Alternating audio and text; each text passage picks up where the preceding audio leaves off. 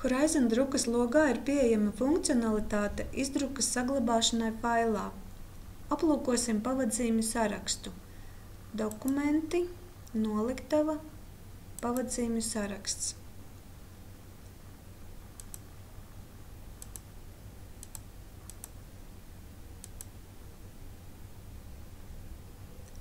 Izvēlēsimies izdrukājamo pavadzīmi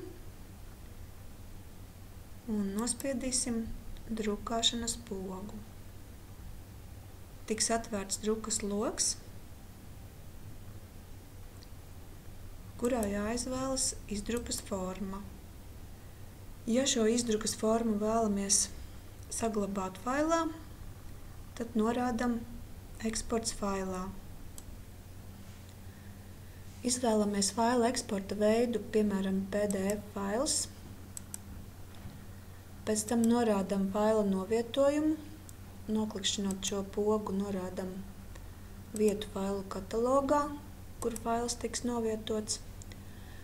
Un tālāk apskatām variantu, kad faila nosaukuma laukā vēlamies norādīt savu uzņēmuma nosaukumu un pavadzīmes numuru.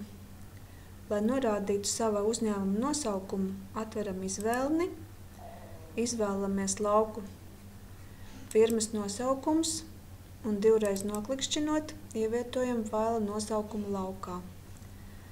Tālāk ievadam brīvu tekstu pavadzīmes numurs.